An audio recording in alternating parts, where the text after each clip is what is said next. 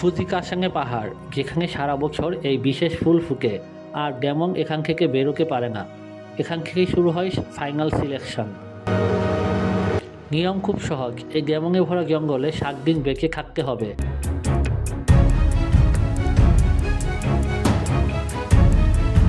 শুনতে সহজ মনে হলেও ভেতরে অপেক্ষা করছে মৃত্যু।